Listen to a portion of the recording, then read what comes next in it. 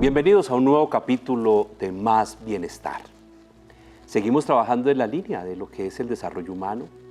Sin salud no hay vida, el autocuidado, la conciencia y la acción en relación con lo que significa el valor más preciado de la vida, que es la salud física y la salud emocional.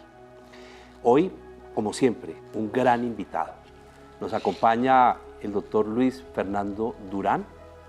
El doctor Luis Fernando Durán es médico de la Universidad de Caldas, es médico internista de la Universidad Nacional, fue jefe del programa de medicina interna del Hospital Universitario Hernando Moncaliano y profesor universitario durante muchísimos años, muy reconocido.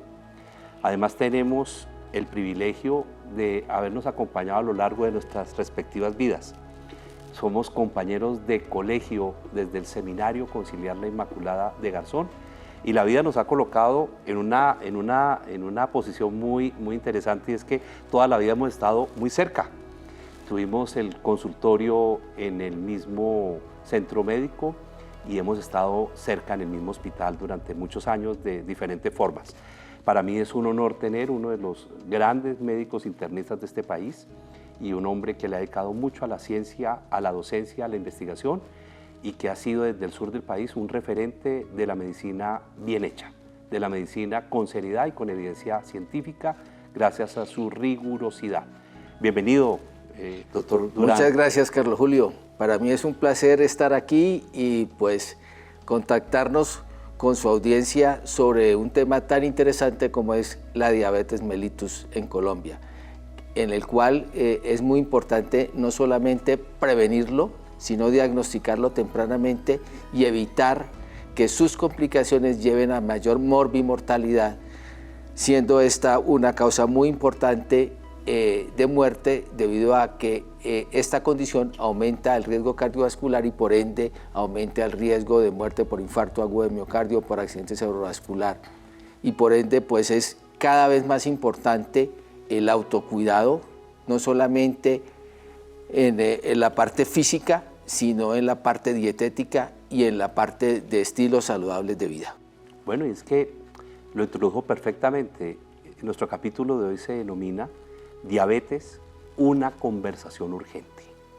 Y está muy relacionado con el altísimo incremento de diagnósticos de diabetes en el país, la incidencia que está teniendo la diabetes en el costo salud del país, el deterioro de muchísimas vidas humanas producto de la diabetes y las enormes dificultades en el tratamiento de una enfermedad que cuando no se diagnostica tempranamente o no se trata adecuadamente, tiene unas inmensas consecuencias en la vida de quien la padece. Y por eso quisiéramos introducirlo con una pregunta: ¿qué está pasando en Colombia que la diabetes se ha convertido en un problema creciente de salud pública? Bueno, en Colombia hay dos fenómenos que han cambiado en los últimos 50 años desde el punto de vista poblacional. Primero, nos hemos vuelto más urbanos y eso ha hecho que la actividad física se disminuya en forma sustancial y por ende se incremente la obesidad. Cuando yo era niño era muy raro ver un obeso. Hoy desafortunadamente entre el 36 y el 40% de la población es obesa y el factor más preponderante para desarrollar diabetes es la obesidad. Y en segundo lugar, el otro factor que también ha cambiado en los últimos 50 años es el factor dietético. Nuestra dieta ha cambiado sustancialmente de nuestras tradiciones en el sentido que eran más frecuentes las frutas y las verduras y ahora se ha americanizado la dieta, entonces se ha introducido más el consumo de grasas saturadas y además de esto, pues las cargas calóricas son mucho más altas. Entonces el riesgo de desarrollar una malnutrición por sobrepeso o por obesidad se ha aumentado sustancialmente. El otro componente también muy importante que ha cambiado en los últimos 50 años es el estado medioambiental, no solamente desde el punto de vista ecológico, sino también el estado medioambiental desde el punto de vista psíquico. el sometimiento a grados excesivos de estrés, el sometimiento a grados excesivos de trabajo también aumenta y dispara la presencia de enfermedad cardiovascular y de diabetes. Pero el fenómeno más preponderante hoy para el desarrollo creciente de diabetes es la obesidad. Ahora, las cuentas hoy son claras. Para el año 2024, la Federación Internacional de Diabetes dijo que en Colombia había 3.800.000 diabéticos. Pero ¿cuál es la realidad de esos diabéticos? ¿En el año? 2024, 3.800.000 diabéticos. El problema es que de esos 3.800.000 diabéticos, el 25% no saben que son diabéticos. El 75% sí lo saben, pero solamente el 25% están en control adecuado. O sea, el 50% o no lo saben o no lo están tratando adecuadamente. El 75%. El 25% no lo saben y el 50% que lo saben no se tratan adecuadamente. Increíble, ¿no?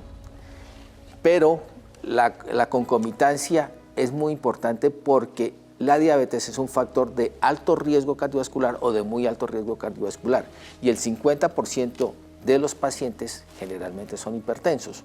Entonces son pacientes que tienen comorbilidades que potencializan sus comorbilidades y que aumentan el riesgo cardiovascular y el riesgo de muerte.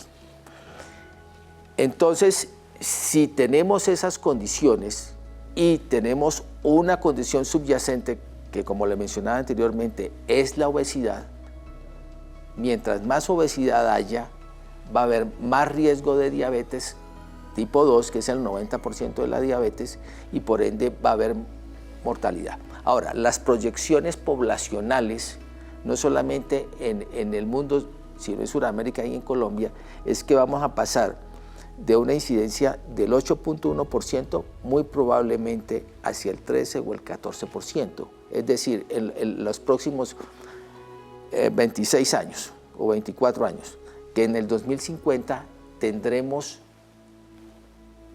un incremento de la presencia de diabetes en un 46%. Es decir, que exponencialmente es la enfermedad que más morbimortalidad va a causar en el ser humano. Bueno, pues eso es dramático y las cifras son sinceramente alarmantes. Solamente el porcentaje no tratado y el porcentaje que no tiene idea de que ese es su diagnóstico el que lo acompaña, habla acerca de lo que tanto hemos insistido aquí en Más Bienestar, la necesidad de escuchar el cuerpo, la necesidad de tener autocuidado y de priorizar la salud por encima de otras inversiones, necesidades o, en todo caso, costos de vida.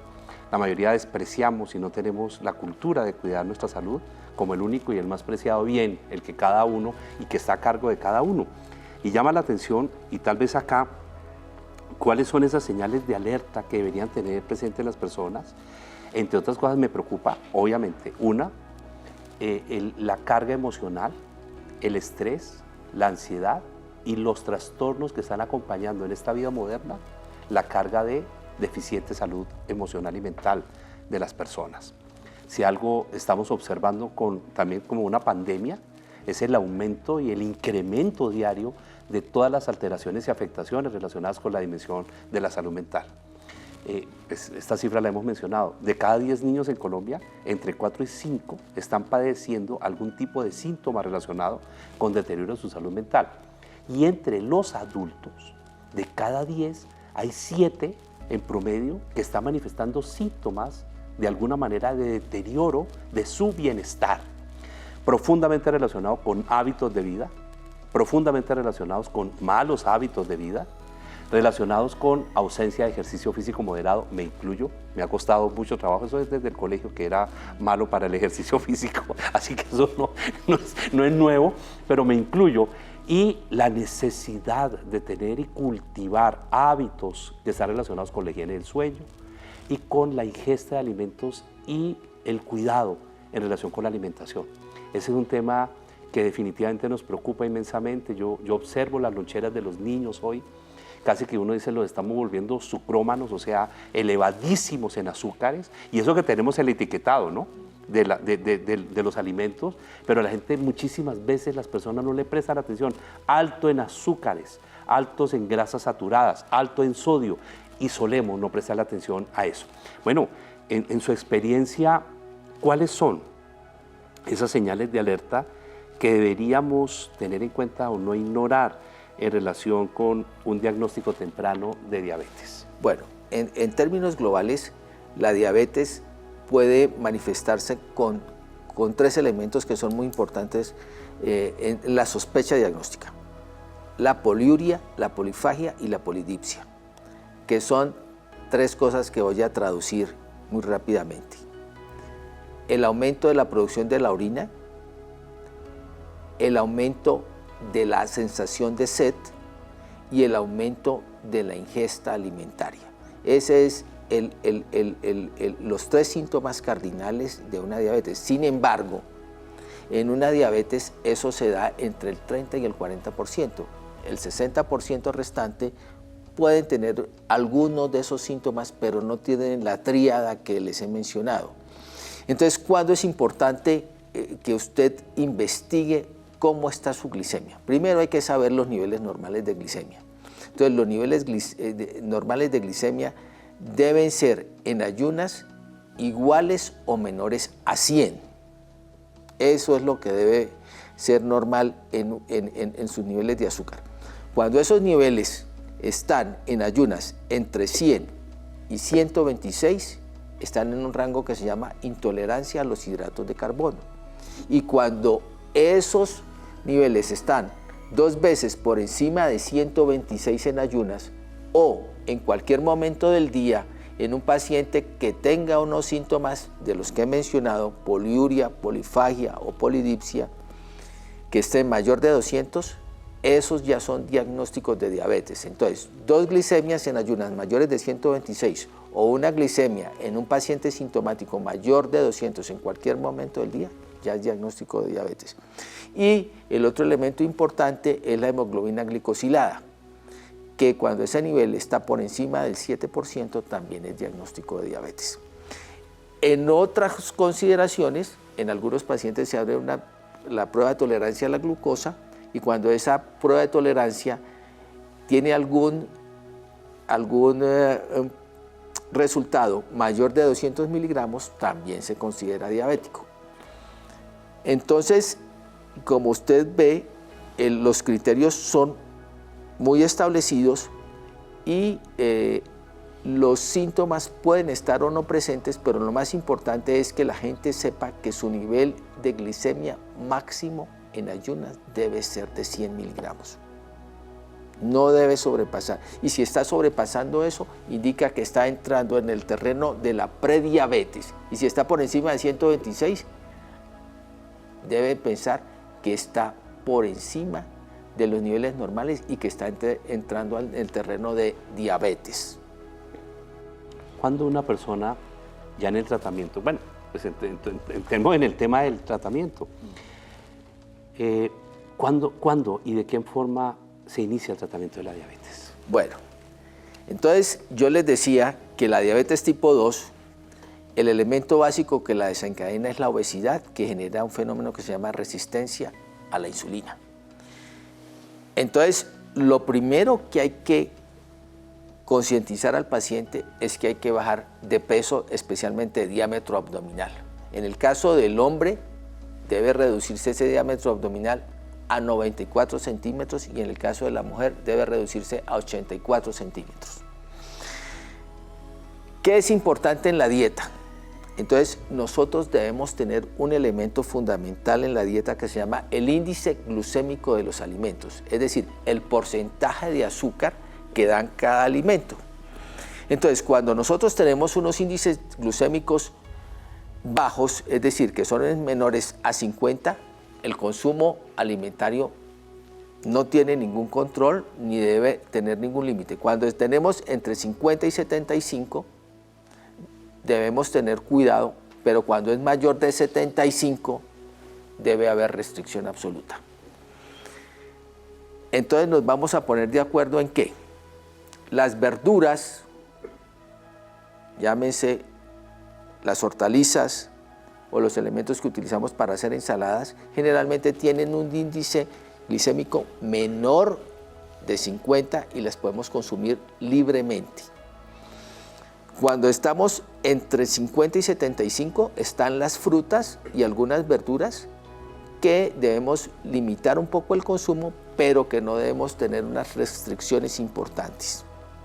Y por encima de 75 sí tenemos que tener restricciones. Y entonces, ¿cuáles son las restricciones que tenemos que tener?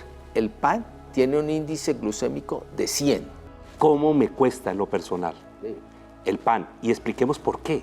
El pan se convierte finalmente en azúcar. Primero tenemos culturalmente un incremento del consumo de pan.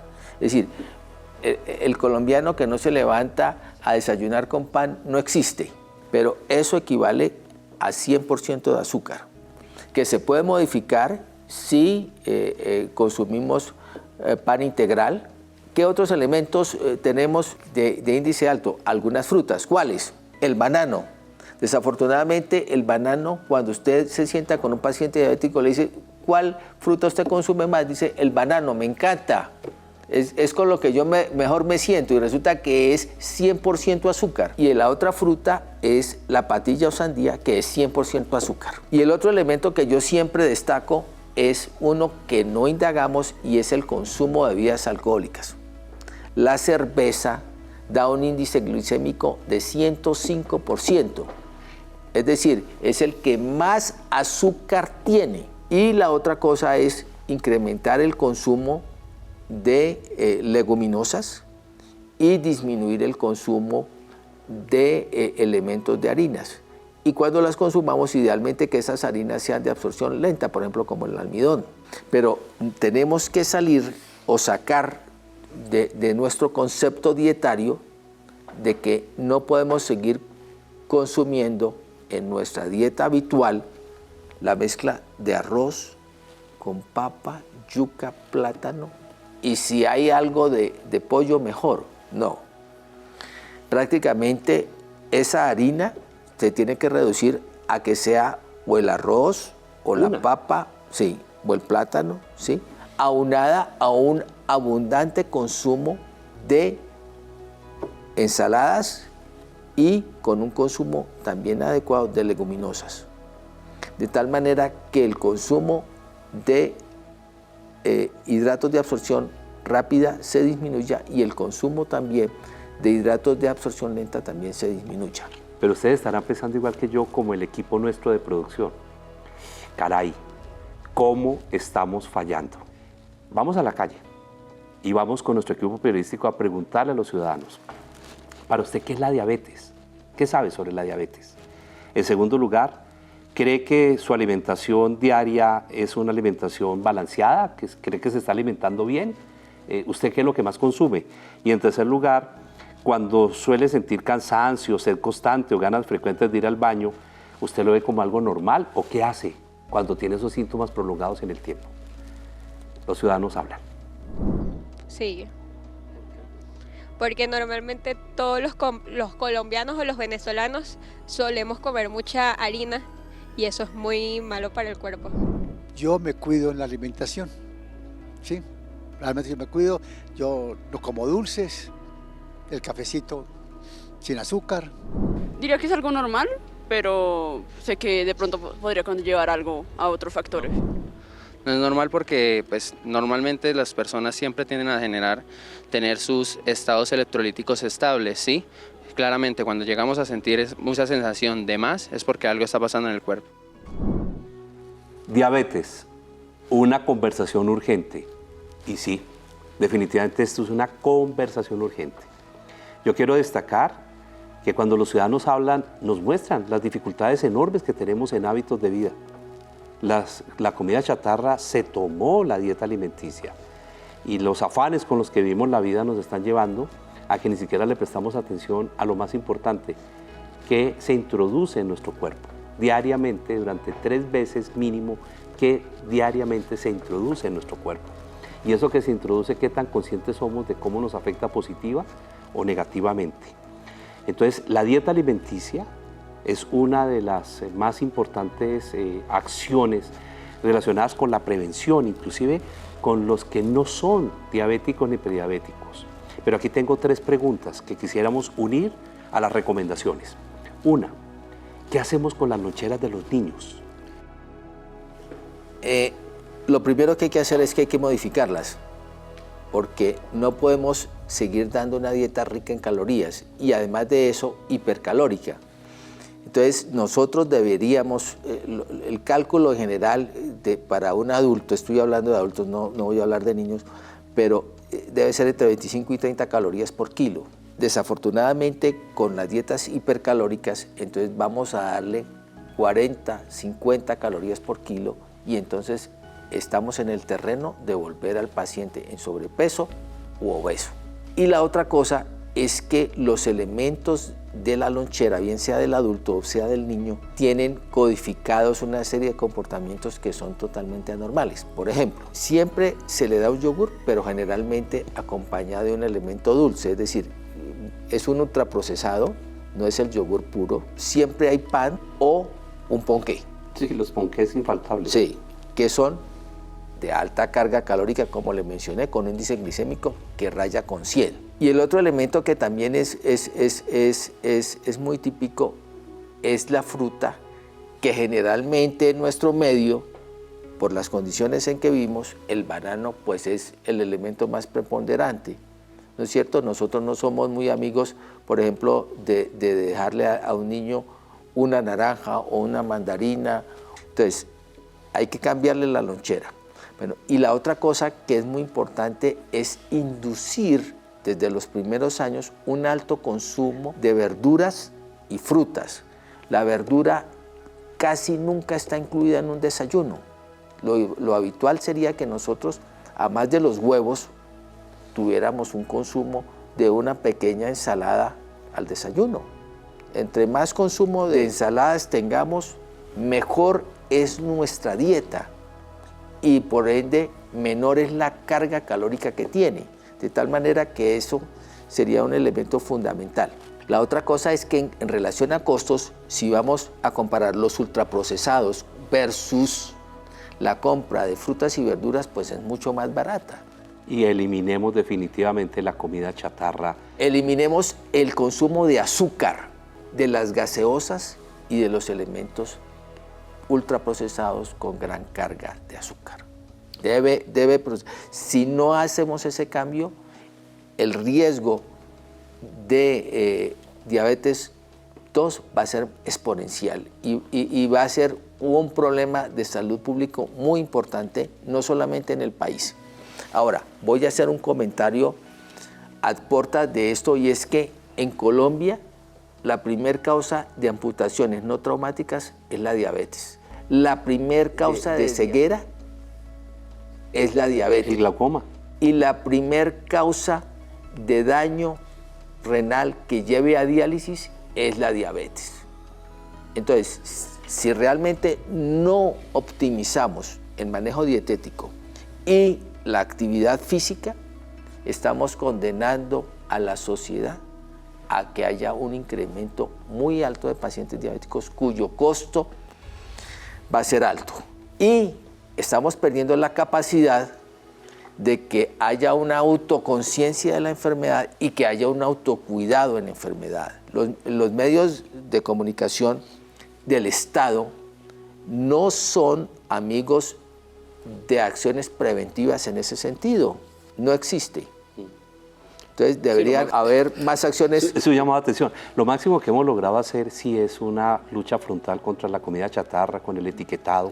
Venimos haciendo una acción enorme en esa materia, pero sin duda alguna estamos rezagados y a eso sumémosle los graves problemas que tenemos con la niñez y la juventud. Sedentariedad. En nuestra época, yo recuerdo que finalizada el almuerzo, procedíamos a 2 horas de ejercicio, casi que eran 3, de ejercicio físico. Y en los jueves por la tarde, casi toda la tarde era ejercicio físico. Y el sábado por la tarde era ejercicio físico. Y habían unas rutinas permanentes que invitaban a romper la sedentariedad. Hoy en día, el uso abusivo de los equipos y los dispositivos electrónicos por parte de niños, niñas y jóvenes están llevándolos a tener entre 8 y 10 horas diarias sometidos a estos equipos. La actividad física cada vez es mucho más reducida y por eso también se ha aumentado, como usted lo mencionaba iniciando nuestra conversación hoy, se ha aumentado la obesidad y el sobrepeso en la población infantil y juvenil. Esto tiene consecuencias. A eso súmele la hipertensión, los problemas relacionados con la historia familiar y algo que no tocamos hoy, y es la incidencia de los antecedentes familiares en el peso de la diabetes, que son enormes. Hay otro elemento que voy a mencionar un poco, que no lo hemos tratado, que es la actividad física. Hoy se sabe que el sedentario, que es un elemento de riesgo para ser diabético, es aquel que hace menos de 10.000 pasos diarios. 10.000 pasos diarios significa que camina menos de 1,5 kilómetros. O sea, para efectos prácticos, a nivel poblacional, el 80% de las personas es sedentaria.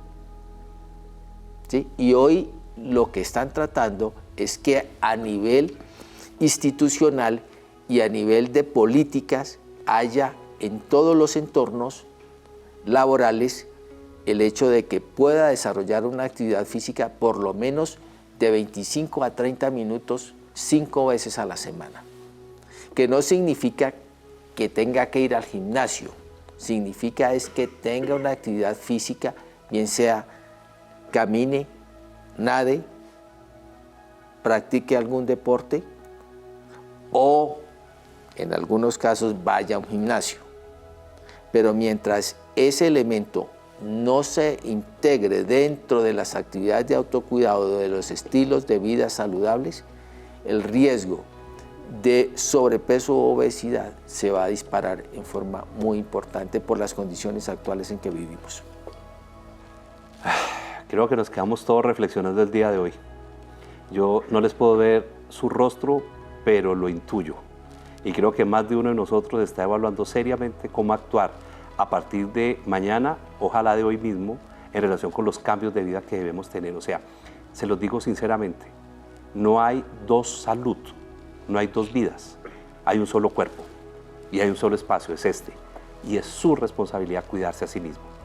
Doctor Durán, muchas gracias por... No, muchas gracias, y creo que estos espacios cada día deben ser más importantes para que la gente entienda que lo más importante en salud es prevenirla. Prevenirla y tratarla adecuadamente significa haga lo que corresponde y empiece a hacerlo de una vez. Nos vemos en un nuevo capítulo de Más Bienestar. Muchas gracias.